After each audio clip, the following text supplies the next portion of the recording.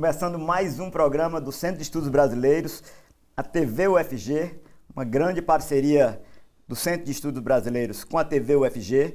Estamos aqui, eu, professor Lisandro, e o nosso convidado hoje, mais do que especial, que espero que vocês reconheçam pelo tênis. Acho que nem o tênis está sendo visto, mas eu vou pedir o professor Lisandro para tirar o guarda-chuva. Atenção, pessoal! Nós vamos agora, o nosso convidado está aqui, é o Ciron Franco. Valeu. Ciron. Valeu. Obrigado, Ciron. O guarda-chuva estava chovendo muito hoje aqui. Bom, tempestade lá fora. Maio, final de maio, chovendo, cara. Vamos começar só um rapidão. Você é um apaixonado da questão da natureza. Chovendo em maio, mais da metade de maio, é normal? Eu gostaria que continuasse chovendo, porque os reservatórios não estão cheios, entende? Então, essa história toda desse desequilíbrio, em 1968, se reuniu em Paris as maiores cabeças, os maiores cientistas. Tudo o que está acontecendo, em 1968, esses caras já falaram. Eles falaram tudo. 68. Do mesmo jeito que um cientista inglês, ele descobriu que se você desse carne para a vaca, o ácido úrico dela sobe e ela fica louca. Então, a vaca louca. A vaca louca é de 1917, né? Enfim, então eu acho que a natureza tem sido maltratada tão quanto as mulheres no Brasil. Eu às vezes, sério mesmo, às vezes fico com vergonha de ser homem, porque todo dia tem um canalha matando uma mulher, espancando. Isso é uma das coisas que mais assim me pega. Pô, os caras, nós nascemos das mulheres. O dia que terminar a mulher, acaba o mundo, acaba Deus, acaba tudo. Exato. Então as pessoas têm que ter. Agora, o Bahá'u'lláh, aquele profeta Bahá'í, só para. Não, eu lembrei não, assim. aqui, Ciron, pera um pouquinho. Aqui você vai. Vamos. Não, é porque eu lembrei dessa coisa. Que ele fez uma conexão. O Bahá'u'lláh, na antiga Pérsia, né? Ele na cadeia, há 180 anos atrás, ele falou assim: a Terra é um só país e os seres humanos seus cidadãos. E disse uma coisa mais incrível ainda, que é: se você tem 5 filhos, mas só tem grana para educar um, eduque a menina. E a partir desse pensamento da fé Bahá'í, eu criei um monumento da paz que está no Rio de Janeiro e tem um outro em Goiânia. Né? No Rio de Janeiro, todo dia 5 de junho. Em Goiânia, ali perto do Buriti? Ali no Buriti, exatamente. Mas esse eu não sei por que não... Esse não aconteceu. Do Rio de Janeiro já está com 191 países. Então, chega lá no dia 5, que é Dia Internacional do Meio Ambiente, uma criança com traje típico coloca a terra do país. Começou em 92, na Eco 92, com 62 países. E é interessante, uma hora você podia convidar esse pessoal para vir aqui e dar uma entrevista para vocês, porque cada volume de terra que chega tem fotos do local onde foi retirado. Tem uma coisa engraçada, por exemplo, Portugal falou que mandou 5 quilos do túmulo de Cabral. Então tem curiosidades assim, entendeu? Coisa boa. Ciron, agora deixa eu te perguntar uma coisa. Você nasceu em Goiás Velho? Nasci em Goiás Velho, na Rua da Bahia, Rua da Badia. Você morou até quanto tempo em Goiás? Não, só um ano de idade. Mas você veio para Goiânia? Eu vim para Goiânia, mas voltava férias escolares, né? Entendeu? Eu sou caçula, né, de uma família de 13. 13? Eu tenho irmão de 95 anos. Ele está falando ali, fala aí, Anselmo. Tem o Vladimir aqui, que é nosso convidado também, que depois vai entrar naquela conversa. Vai entrar no... Ciron, e aí você vem para Goiânia, você vem direto para o Bairro Popular? Bairro Popular. O Bairro Popular, gente, é onde hoje é o centro. Teve um vereador bobo nos anos 70, fazendo média. Você lembra disso, Ciron? Eu chamava Galvão sujeito. Aqui não vai chamar mais Bairro Popular, vai ser tudo centro. E eu me lembro que você foi uma das pouquíssimas pessoas na época que falou: não, gente, vamos manter o nome Bairro Popular. Claro. Foi voto vencido, virou centro, mas o Bairro Popular sempre teve a identidade dele. Bairro Popular, gente, é ali abaixo da Paranaíba, até Independência, Avenida Oeste e o Mutirama. Aquele é o Bairro Popular. Por que chama Bairro Popular, Ciron? Bom, lá é o seguinte, naquela época você tinha o centro, né, que começava a partir da Paranaíba, e o Bairro Popular que ia até 67. Acontece o seguinte: o Bairro Popular, ele era feito, ele era assim, você tinha alfaiates, Ainda fiz um terno lá com o senhor Volney. Exatamente, era assim, pessoal do Corpo de Bombeiro, mecânicos. Era um bairro que não ficava na periferia, mas ele não era centro também. Então, por exemplo, os meninos do bairro Popular raramente namoravam as meninas do setor sul. Muito raramente. Uma divisão Eu de fui classe. do bairro Popular, mas eu ultrapassei essa barreira. Com muita dificuldade. O Ciron mais do que nós. Não, mas a minha sempre foi do trabalho, sabe por quê? Existia naquela época as normalistas que tinha que fazer aqueles trabalhos de cartolina. Então, dia do soldado, elas tinham que pintar. Ô, Ciron, você lembra daquela música? Minha querida normalista. Não pode casar ainda. É incrível isso. Minha linda normalista. Vai lá, então, eu ganhava dinheiro fazendo esses cartazes para elas. Olha só. Que era assim, cartaz, tipo assim, tinha, por exemplo, comemorava muito o nascimento do Carlos Gomes. Entende? Era o ensino público, era muito cultural, entendeu? Tinha essas muita figuras. informação. Tinha ali o colégio, grupo escolar José Honorário, em 59. Eu estudei ali 5 anos. Professor Salmão, né? Professor Salmão, exatamente, eu também. Lisandro, nós conversamos um pouquinho, Ciron, tínhamos combinado, e é assim mesmo. Tudo que a gente combina, a gente não consegue cumprir a coisa. Mas vamos falar um pouquinho, o que a gente tinha combinado, de falar um pouquinho do Ciron nesse primeiro bloco. E antes da gente começar a gravação, eu descobri uma coisa que eu achava que era de Gessiron a Ciron. E você estava nos contando que é o contrário. Como é que é essa história? Que parece que vai ser uma coisa inédita aqui para nós. É verdade. Bom, eu nasci em 1947, vim para Goiânia em 1948. Minha mãe me colocou no colégio aos 5 anos. E aos 5 anos de idade é que eu descobri que eu não chamava Ciron, que eu chamava Gessiron, porque era o nome de batismo. Então, Goiás é um pouco patropi, né? Você nasce André, te chamam de Dé. Você nasce José, te chamam de Zé. Nasce Gessiron, chama de Ciron. E eu sempre tive uma aversão por esse nome, Gessiron, né? Os meninos falavam Gessi, Lever, não sei o que e tal. E aí, em 1968, na Bienal da Bahia, era uma Bienal muito política, a Bienal foi fechada 45 minutos depois de aberta. A Polícia Federal entrou, prendeu todo mundo. Estavam procurando Ciron e eu era Gessiron, então me salvei. O que me salvou foi alguma coisa que eu não gostava. Então, é engraçado isso, né? Um nome que eu sempre recusei foi o que me salvou. Te salvou. Mas também Ciron Franco foi uma coisa da imprensa, porque eu não tenho nenhum quadro com esse nome Ciron Franco. Eu acho que o cara, na hora de fazer a matéria, que eu comecei a ganhar prêmio muito cedo, eu costumo dizer que eu tenho dúvida demais do meu talento, mas não tenho dúvida da minha sorte. E eu acho que o cara falou assim, vamos botar Ciron Franco, porque só Ciron vai sobrar um espaço aqui, né? O pessoal que faz a diagramação. Mas é engraçado, porque não tem nenhum quadro meu de Ciron Franco. Mas então, essa passagem sua de Ciron, que foi um pouco tempo que você... Gessiron foi um curto espaço na sua vida. Foi. Não, na verdade, ninguém nunca me chamou de Gessiron. Só na escola essa experiência. Foi porque ela tinha que fazer um registro, a chamada, né? Olha aí. A chamada. Ela tinha a listagem lá. E era assim, meus pais me ensinaram, e eu ensinei isso para os meus filhos, que é o seguinte, a família é constituída de mãe, pai, os filhos, e depois os professores. O mais importante não é o tio, é o professor. Olha só. Entende? Então, você levantava, o professor sentava. Então, hoje eu fico horrorizado, o professor apanhando. É uma coisa assim, uma maluca. Desconsideração. Hoje é total. Como é que você bate em quem está te ensinando? No entorno, o professor foi morto. Pois é, não, eu sei, eu acompanho isso e fico horrorizado, porque como é que é isso, né? Aonde minha filha estuda, meus filhos estudam, ele sempre pergunta como é que eu eduquei. Eu falei, eduquei da maneira que fui educado. Como é que eu vou agredir uma pessoa que está me ajudando, que está me ensinando? O dia que esse país entender que não tem nada mais importante do que a educação, isso vira um outro país. A Finlândia, nos anos 60, só para ter ideia, não tinha nem estrada.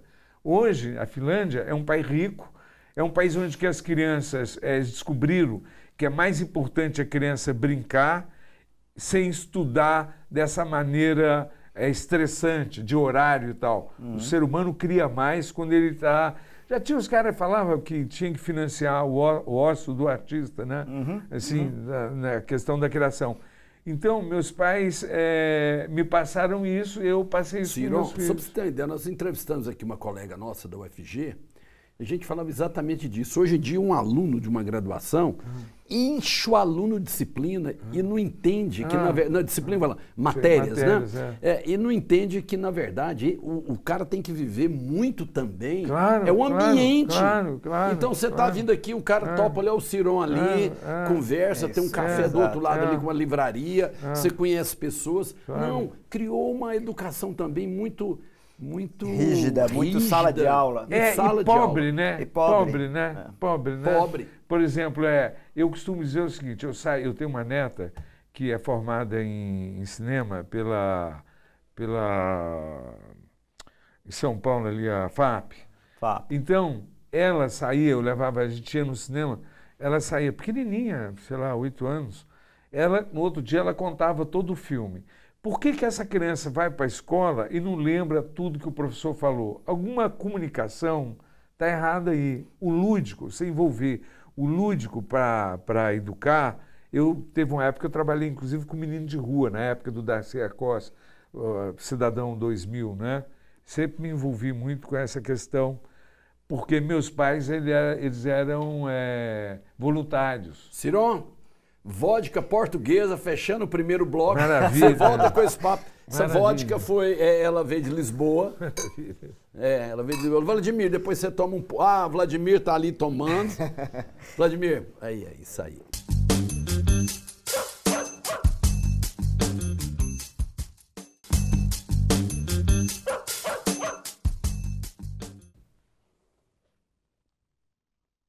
Centro de Estudos Brasileiros, TV UFG, hoje com o Ciron Franco, e antes de qualquer coisa eu passo aqui a sombrinha do amor para o professor Anselmo,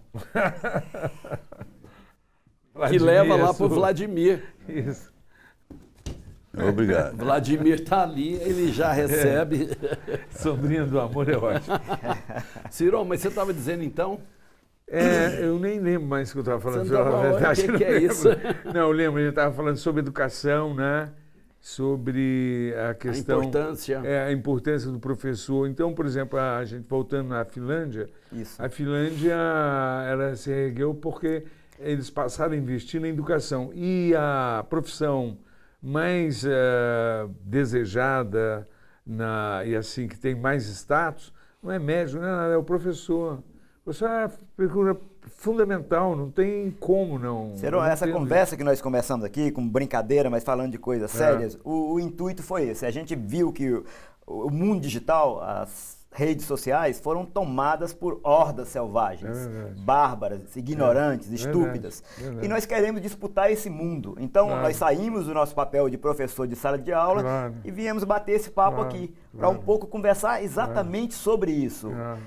Que a civilização progride com ideias, com conhecimento, não com a ignorância, com a estupidez, com a falta de conhecimento. Então, esse papo que nós estamos levando, fazendo brincadeira, mas é um pouco conversando seriamente a sua história, o papel que você representa para Goiás, para o Brasil, para o mundo. Passa essa mensagem também. Quer dizer, você veio aqui, não foi combinado falar a história da educação e você está dizendo da importância disso. E eu, por exemplo, eu me lembro assim que nos anos 80, que tinha muita greve e tal, eu sempre achei o seguinte, se eu fosse professor, e claro, estou sem dinheiro para ir de carro, dar aula e tal, eu chamaria os alunos, daria aula na porta da minha casa. Porque o que eu entendo é o seguinte, eu sei que o direito de greve é legítimo, só que toda vez que você faz greve, essa greve prolongada, quem sofre é a classe média e o povão. Porque o cara rico, ele bota a filha dele num puta colégio. Exato. Então ele acaba fazendo, isso é a minha visão assim. Não, isso. Ele acaba fazendo uma coisa para o país continuar atrasado. E não pode ser só grana, pô. Não pode ser só grana até hoje. Eu pago para fazer coisas minhas, instalações que eu faço, quem banca sou eu. Então eu acho que aí você vai dizer, mas o professor tem que ver. Claro, ninguém está falando isso. Mas se você fala, eu estou de greve com o governo, eu não estou de greve com meus alunos, vou convidar eles para casa, na porta, mercado, praça. Acho que fruto dessa experiência, dessas greves infindáveis, causando muito prejuízo para nós mesmos, nesse movimento atual, pelo menos o que diz a União Nacional dos Estudantes, a UNE, que não vai convocar uma greve, vai convocar paralisações, porque isso desmobiliza, isso esvazia as universidades e as escolas. Claro, quer dizer, é um desserviço, não ajuda na luta. Porque se eu fosse um político corrupto, eu ia adorar isso. Porque você vai criando uma... Agora me diz uma coisa, quem foi que te formou para as artes? Ou não teve formação? Não, teve muita formação. Bom, primeiro eu venho de um lugar em que minha mãe era católica e ficava ali na ladainha comigo no braço, eu ficava já curtindo os tetos das igrejas. Ninguém nasce fora de contexto. A minha casa tinha pinturas acadêmicas, não eram pinturas importantes, mas eram pinturas acadêmicas. Eu tinha irmão que ouvia Celestino e uns outros ouvia Miguel Acévio Merria, que era um grande compositor mexicano que naquela época, nos anos 60, no Brasil se ouvia todo tipo de música, todo. Então, eu ouvia rock, meu irmão ouvia Vicente Celestino. Os boleros. Tudo, né? Tu me acostumbraste a todas essas coisas. Exatamente. Então, foi um universo muito rico. A minha mãe andava nas brasas de São João, festa de São João, fazia fogueira, depois ela andava descalço nas brasas. Era um universo muito rico. Em seguida, início dos anos 70, veio o realismo mágico com Gabriel Garcia Marques, Cortázar e todo esse pessoal. E eu tive o privilégio de conhecer e ser amigo dos maiores brasileiros, essa geração do Ferreira, do Milor Fernandes, do Rubem Braga. Então, às vezes eu estava na casa do Rubem Braga, atendia o telefone, era o Gabriel Garcia Marques. Mas peraí, Ciro, desculpa. Essa passagem eu acho que é interessante. Sim. Como é que é? Você é de Goiás, Goiânia, e de repente você já está no Rio, convivendo com essas pessoas? Vou te explicar por quê. Porque essa passagem, muitos goianos fizeram, mas muito mais não fizeram. Ficaram aqui. Exatamente. Mas eu sabia que eu tinha que sair para depois voltar e gerar notícia daqui. Perfeito. Sempre achei que eu não... Falei, se todo mundo sai, quando é que isso aqui vai ficar bom? Nada. Eu tinha essa ideia bom, como é que eu fui? Isso. Eu, garoto, comecei a fazer retrato, ganhava dinheiro fazendo retrato nas casas das pessoas em Goiânia, e esse dinheiro dava para mim comprar material, porque você estudar pintura é cara. Eu fui com 14 anos para a Universidade Católica de Goiás.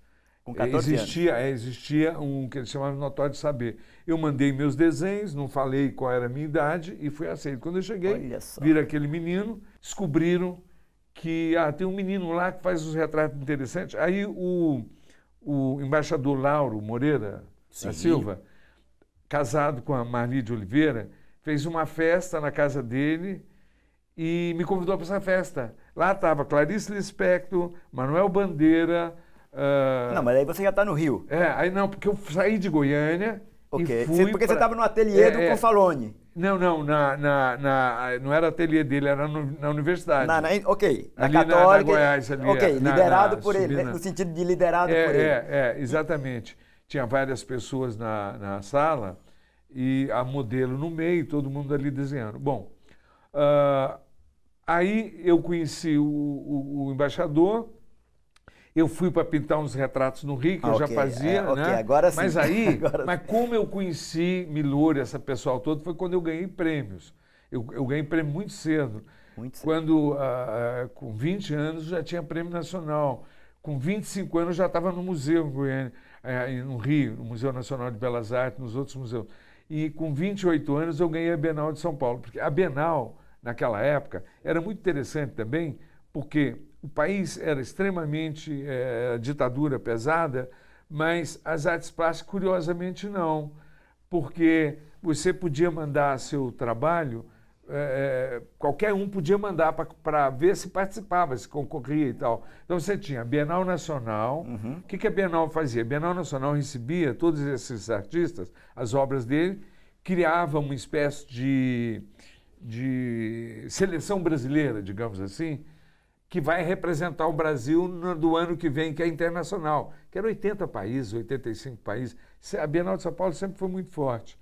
E aí eu ganhei como melhor pintor em 74 e como melhor pintor nacional para representar o Brasil na internacional. E na internacional eu ganhei o Prêmio Internacional de Pintura. No mesmo ano, curiosamente, eu ganhei o Prêmio de Viagem ao Exterior, que é o maior prêmio dado a um artista brasileiro. Você fica 2 anos na Europa recebendo $3.000. Esse prêmio já não existe mais. Esse prêmio foi criado pelo Dom Pedro, enfim, Portinari, esses artistas se tornaram conhecidos. E eu ganhei muito garoto esse prêmio. E vou dizer uma coisa muito engraçada.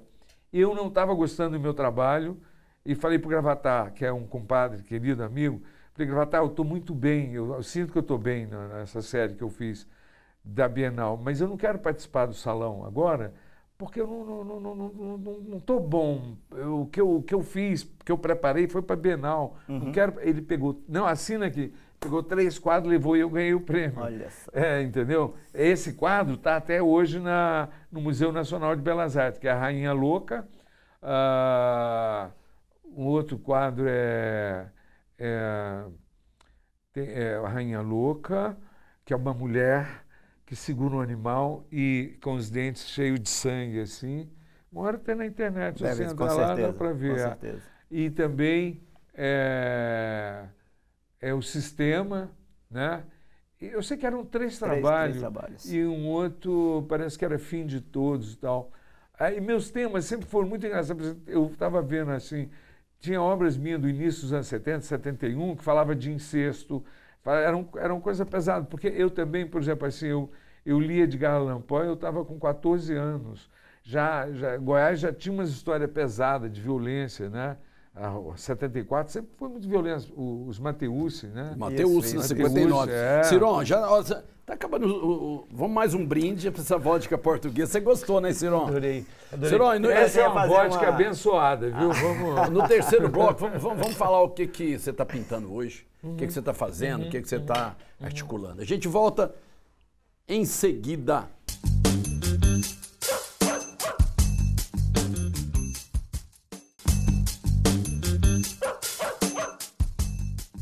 Não põe corda no meu bloco, não vem com teu carro-chefe, não dá ordem ao pessoal, não traz lema nem divisa, que a gente não precisa, que organize o nosso carnaval. Não sou candidato a nada, meu negócio é madrugada, mas meu coração...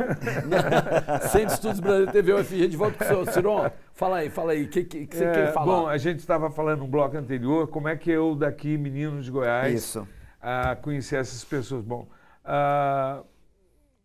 em 68, eu ganhei o prêmio da Bienal, segunda Bienal Nacional da Bahia. Daí, casei em 1970 e fui para São Paulo. Eu estava na rua com vários quadros, eu achava que eu era muito ingênuo, né? Achava que eu ia chegar em São Paulo com aqueles quadros, ia procurar os artistas e eles iam me receber. Hoje eu entendo que... Não dá para fazer isso mesmo. Batia, ninguém me atendia. Mas todos eles depois ficaram muito meus amigos.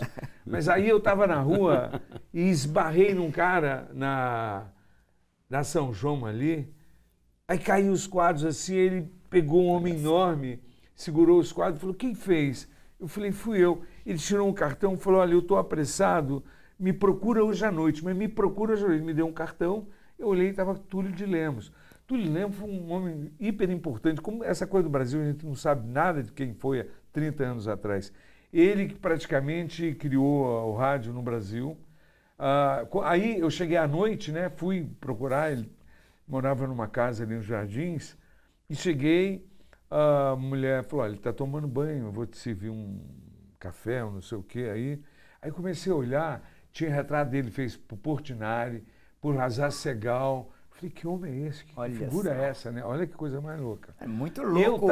Eu tava... Do seu ponto de vista e do ponto de vista dele também ter te encontrado. Claro, Aí a sorte. Ele saiu do banho, colocou tudo lá em cima, ficou encantado. Falou, onde é que você mora? Eu falei, olha, eu estou morando num hotel, eu recém-casei, estou morando num hotel pequenininho ali, perto da Estação da Luz. Ele falou, não. Você tem lugar para pintar? Eu falei, não, eu cheguei em São Paulo tem 15 dias. Que ano foi isso aí? Em 1970, 70. na época da Copa. Da Aí, Copa. aí ele falou, minha mãe morreu, você vai morar na minha cobertura. Olha só, negócio da sorte, cara. Que é isso, aí cara? na rua Doutor Villanova, esquina com a Maria Antônia. Que né? isso? E ali, não, cara, uma loucura. Aí ele Que ligava isso? para as pessoas e falava assim, ó, você vai comprar um quadro de um menino que tem aqui e você vai me agradecer.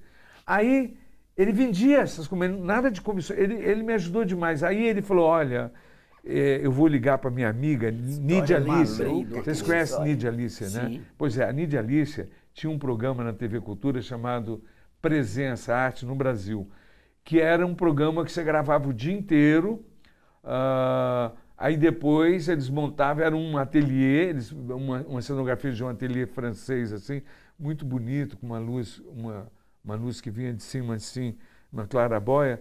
Aí ela termina o programa dizendo, olha, eu queria que vocês colocassem o nome desse jovem, Ciron Franco, porque nós vamos convidá-lo para voltar aqui daqui 5 anos. 2 anos depois eu estava lá porque eu ganhei um prêmio de viagem ao México, no Salão Global da Primavera. Bom, quando eu ganhei, naquela época, você tinha, todo final de semana, todas as revistas tinham páginas só de arte, de literatura, enfim, país, né? Já foi mais avançado. Exatamente, Aí eu comecei a conhecer todo mundo. Ela era casada com parece que ela era casada, muito louco. muito louco. Aquele ator que era marido dela, que tem um teatro lá com o nome dela, Sérgio Cardoso. O Teatro Sérgio Cardoso. Ela foi casada com o Sérgio Cardoso. E aí comecei a conhecer todo mundo, comecei Volpe, conheci todo aquele pessoal. Quando, antes disso, meu irmão morava agora eu estou voltando aí um tempão atrás, morava em Ribeirão Preto, eu ia para São Paulo para ver o MASP não existia fisicamente. As obras, não todas, ficavam, e chamava MASP também, num prédio na rua 7 de Abril. E lá tinha um barzinho dos artistas, eu ficava de longe vendo o Volpe. Bom, conheci Volpe, o Volpe, eu fiz uma exposição, quando eu ganhei a Bienal, no mesmo ano, na mesma época, eu fiz uma exposição numa galeria importantíssima, já acabou, fechou há muito tempo, de uma família que chamava Cosme Velho. Então o Volpe estava com gripe e ia me ver. A Veja deu uma matéria, não faltou sequer o mestre Volpe. Foi assim, eu fui conhecendo todo mundo. Uma história incrível. Em que momento aquele menino que fazia retratos lá no bairro Popular, das madames, eu imagino, já tinha uma autoconfiança como artista? Aos 9 anos. Aos 9 anos? 9 anos, falei para minha mãe... Isso é importante, para entender essa trajetória. Eu não sei se eu tinha autoconfiança. Eu tinha um desejo tão grande que eu não pensava em nada a não ser fazer. Tanto é que quando meus queridos amigos, Frei, Oliveira, o Kleber Gouveia, que são artistas importantes daqui, que eu os conheci muito novo, foram meus professores, eles falavam para mim assim, ó, ninguém vive de arte, você vai ter que ser professor. Eu falei, você vai morrer de fome. Eu falei, não, eu como pouco. Isso foi ótimo para mim, mas foi a frase que eu mais repeti durante toda a minha vida. Olha só. Mas aos 9 anos eu falei para minha mãe, não vou ser médico, eu vou ser pintor. Isso era muito forte na minha cabeça. Mas tinha uma outra coisa também que eu queria ser, que minha mãe ficava impressionada. Eu falei, se eu não for pintor, eu vou ser lixeiro. Ela, como lixeiro? Duas opções. Eu fazia desenhos. Eu achava que aquele caminhão de lixo, que era estranhíssimo, ia para a Amazônia, e na Amazônia, isso eu estou falando quando eu tinha 7, 8 anos, eu fazia esses desenhos. Que tinha um buraco na Amazônia que ele era meio na diagonal, na terra, e ali tudo que você jogava era incinerado. Olha. Depois de muito tempo eu fiquei pensando, por que eu Criou achava que esse caminhão... Não, eu fazia o desenho deles, eles viajavam meses para levar esse lixo. Aí é storyboard, assim. Aí eu fiquei perguntando para mim mesmo, muito depois, assim, aos 35 anos, que eu descobri isso. Falei, por que eu achava que o buraco era na diagonal e não reto? Aí, cara, um belo dia eu descobri que é o globo que tinha na mesa da minha professora. Como eu sou muito visual, como tinha aquele pauzinho que segura, né? Eu fui, falo de memória, e também estudei numa escola incrível. Eu tenho até foto dessa escola. Se eu te mostrar a foto, você vai achar que não é no Brasil. É uma escola maçônica que ficava na Avenida Goiás com a Paranaíba, de quem sobe lado esquerdo, de quem desce lado direito. Era incrível, ela me influenciou muito, cheia de esculturas que vieram da Europa, era uma mistura de arte déco com arte egípcia. Era muito lindo, depois eu vou te mostrar, eu tenho ela aqui.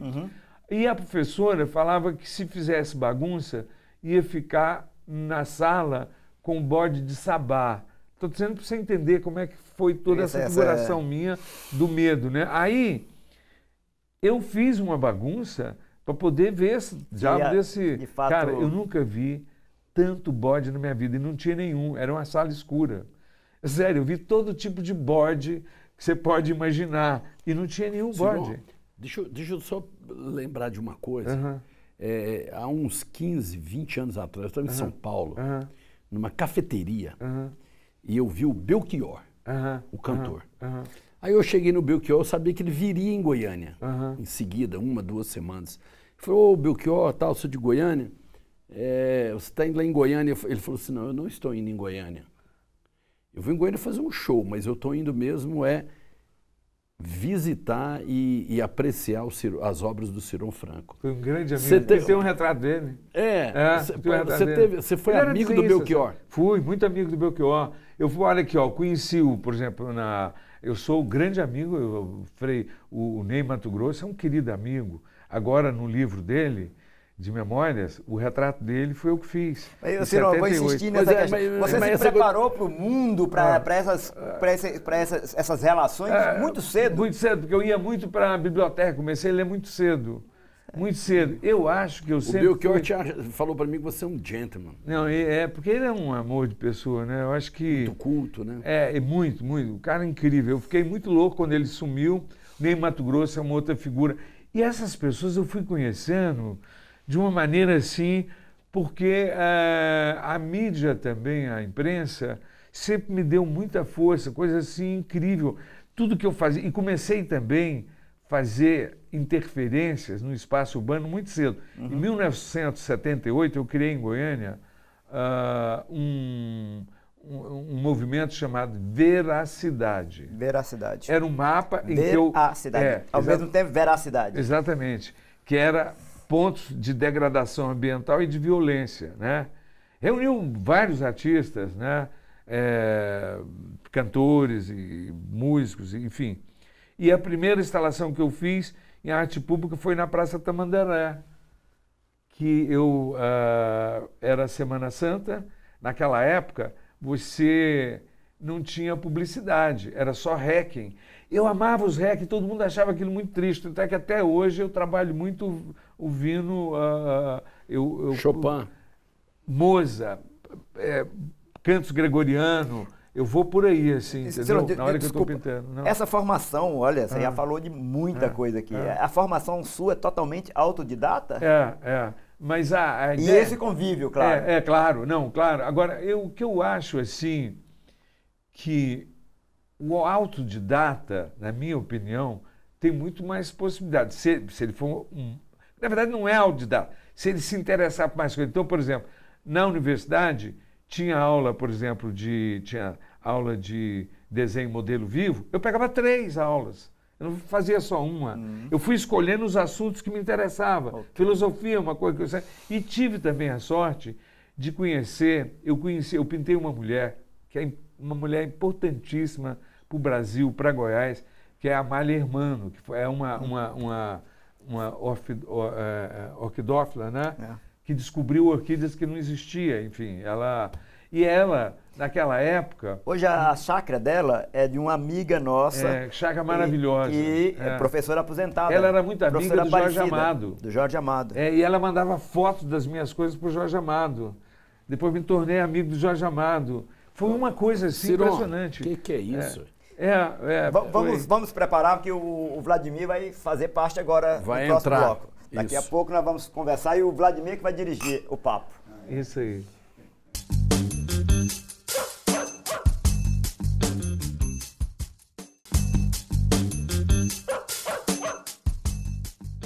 Centro de Estudos Brasileiros, TV UFG, hoje com Ciron Franco, professor Lisandro e agora conosco Vladimir. Mas antes disso, queria agradecer o pessoal da TV UFG, sempre gentilíssimos, aqui na Câmara, o Edivan, ali dentro no estúdio, Leandro, a Kítia, o Gesley. Quem mais, Edivan? O Carlos, pô, lembra para esquecer do Carlos. Do Carlos. Maior gentileza do mundo. E hoje, nós combinamos aqui, convidamos o Vladimir para vir participar aqui com a gente, para ele fazer, pelo menos é uma expectativa, o Vladimir, fica tranquilo, é do jeito que rolar, mas conversar um pouquinho com o Ciron. Vamos conversar. Fala aí com o Ciron. Justamente, eu estou mais focado agora, justamente no agora, das coisas que o Ciron tem feito. E tem feito coisas agora muito importantes e projetos muito importantes, que eu acho que daqui para frente ainda vai aparecer uma outra fase. Acabamos de vir de Santos agora, foi coisa de 2 meses atrás, foi Dia Mundial da Água. Dia Mundial da Água. A baleia? O tubarão-baleia. Tubarão-baleia. 15 metros de comprimento, quase 5 metros de altura, uma coisa de Você é uma louco. espécie do quê do Ciron? Amigo.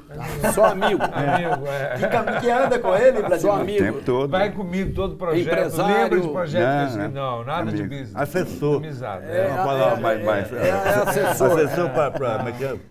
Sem Assuntos amiga a vida aleatórios. não dá, né? Não Sem dá, amiga, a vida Mas diga, é. Vladimir. Mas aí, então, esse projeto agora, lá de Santos, muito interessante, o ministro foi, Ricardo Salles, e tem outros paralelos, que já são projetos que já têm feito uma maquete virtual, entende? Já está fácil de ser mostrado, e que um deles é que eu estou falando até para o Ciron, tem que fazer logo porque estamos ficando velho. Vai ficar difícil. Olha aí, Ciron. Falou, Pera, falar alguma coisa ofensiva. Ficando velho. Não quero morrer moço. Não, justamente para onde o projeto vai ser encaminhado, não. para onde vai ser feito o projeto, que é na Antártida.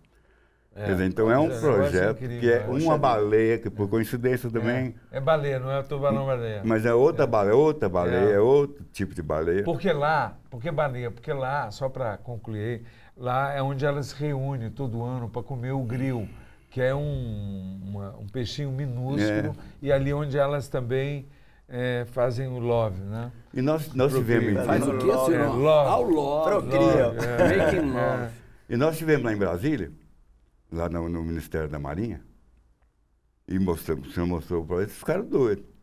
E tem um problema só, que é o seguinte, que lá só de outubro a março que você pode chegar lá, e para chegar lá tem que parar em Punta Arena. Punta Arena.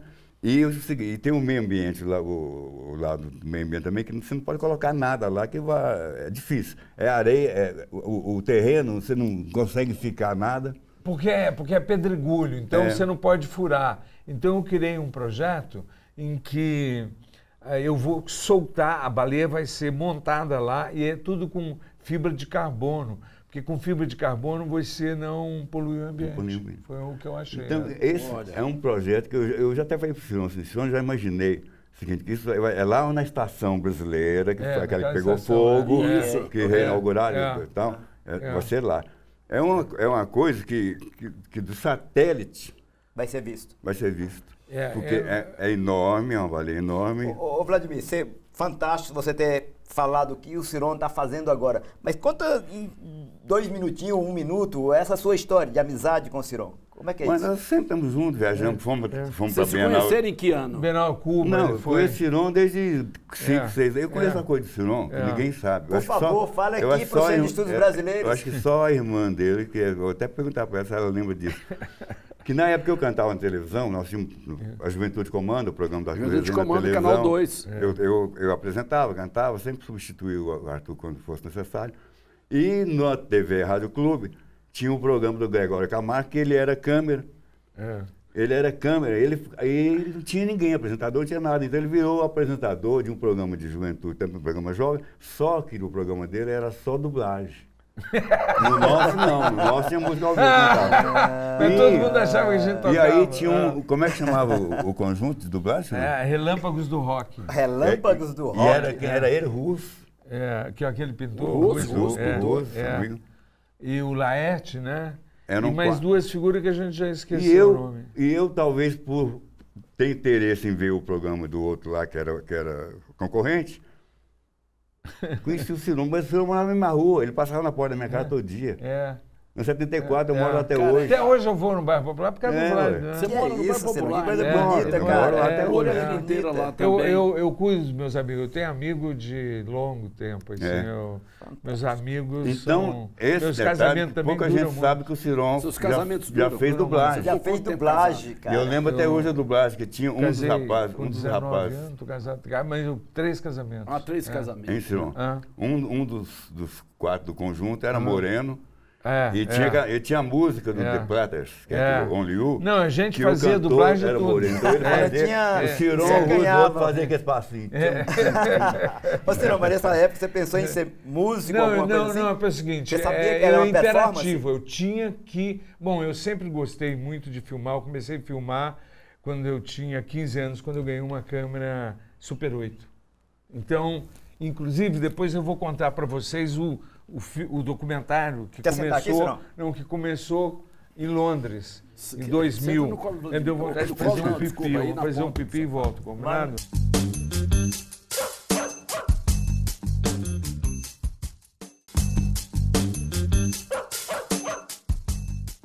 Pessoal, o Ciron teve que sair, mas já tá. Ciron, chega aí, Vladimir, rapidinho. voltou. Rapidinho. Gente, a gente se preocupou, mas tá tudo bem, Ciron? Tá tudo ótimo. Ciron, maravilha. nós estamos já até Fisiologia. quase terminando o programa.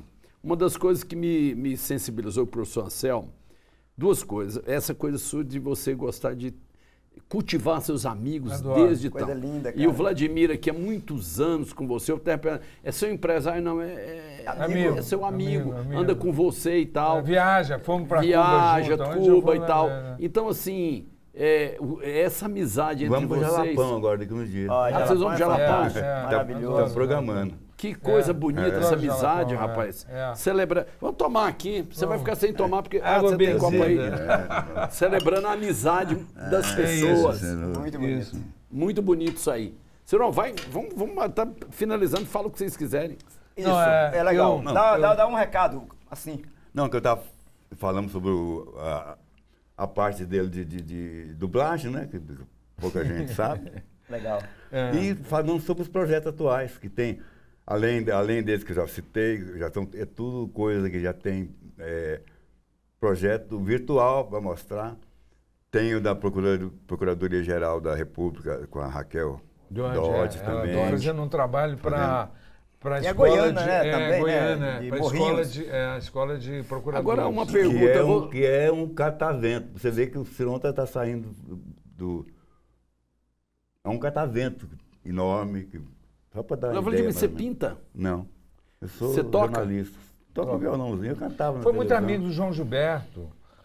Todo Caramba, um período, Agora ganhou definitivamente o Caramba, Leandro. você estava no show do João Gilberto em Goiânia? Tava, o João falou até no meu nome lá. Caramba, eu estava naquele show, E pouca João- gente sabe que o João o- Gilberto deu um show no centro de convenções. É isso mesmo. Você estava lá Ficou então? 4 dias aqui. Ele ficou 4 dias É. aqui, João Gilberto. Sabe que ele morou em Nova York, o João João Gilberto. Gilberto, meu amigo nos de anos Nova York. 70, entendeu? Você não tem mais Vladimir, contato com ele, não? Vladimir, Agora eu tinha contato com a Miúcha, eu tenho alguns contatos. Vladimir, assim. vamos combinar uma coisa aqui. Uma próxima vez nós vamos aproveitar da generosidade do Ciron, convidá-lo de novo, mas você vai ser o entrevistado e o Ciron vai nos ajudar a te entrevistar, combinado? Combinado, Vladimir? Combinado. A Legal, história cara. do Vladimir na música popular brasileira é muito interessante porque ele conviveu nos anos 70 em Nova York com o João Gilberto, né? E passava todo mundo lá na casa do João Gilberto. Ele conheceu todo mundo. E também... A turma do jazz. É, o Dom turma- Romão, moramos Dom juntos. Romão. Moramos juntos, o Dom Romão, na O época do Hélio Report. Sica, o Hélio Aquele Sica. baterista que criou aquela morava lá, batida. Pedro Que louco. período, O Ayrton com a O Ayrton Flora. Moreira, o Ayrton Flora com a Flora, Purim. todo mundo amigo meu. Todos. Não, nós vamos ter que fazer uma Ciro, com não. você. Por que vocês não nos ajudam aqui com o Centro de Estudos Brasileiros? É seu interesse, nós precisamos de muito. É claro. claro, claro. Não, o Ciron é um dos raros artistas que você liga e ele atende o telefone. Eu não... Gente, olha, nós somos... Cumpro horário. Ciron, horário, vamos fazer o seguinte, vamos fechar em vocês dois de mão dada, os dois. Não, mas o Ciron talvez queira falar alguma coisa. E nós queremos agradecer o Ciron, o Vladimir, a generosidade está aqui, esperamos, para nós foi fantástico o papo. Tenho quase certeza que todo mundo vai gostar, debaixo de chuva. E aí, Ciron e Vladimir? De mãos dadas, se dispensa, do jeito que vocês quiserem. Eu quero desejar um final de semana ótimo para todo mundo e que a gente consiga construir um país que nós queremos, né? Eu tive a sorte também de ser muito amigo da Darcy Ribeiro. Então ele falava, olha, presta atenção, a gente tem que pensar o país que a gente quer. Eu nunca tive partido, eu sempre tomei partido. Eu tomo partido, pode ser qualquer governo que esteja dirigindo, se tiver uma coisa boa, eu estou do lado. Porque se você quiser destruir o que o governo está fazendo, mesmo que não seja aquela pessoa que você votou, você está destruindo o seu barco, está todo mundo no mesmo barco. Então eu sou o seguinte, tem coisa boa, eu costumo dizer o seguinte, se o capeta me convidar para diminuir a temperatura no planeta, eu topo. O problema é que ele quer destruir o nosso barco, ele quer destruir a universidade, aí nós vamos destruir o plante. Não, mas aí não, eu digo o seguinte, se tem alguma coisa boa que ele quer fazer para a universidade, tem que fazer, aliás, porque é o seguinte, os políticos, eles se transformam em absolutista, né? São reis, né? O político, ele é nosso empregado. A hora que a sociedade tiver noção de que o cara que está lá, quem está pagando o salário dele é a gente vai poder mudar esse país. Gente, olha, feliz aqui com a presença do Ciron Franco,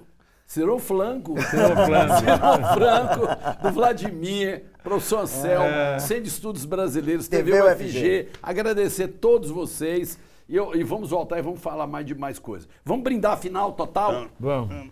Brinde final. Não põe corda no meu bloco, não vem com o teu carro, chefe. Um abraço, gente.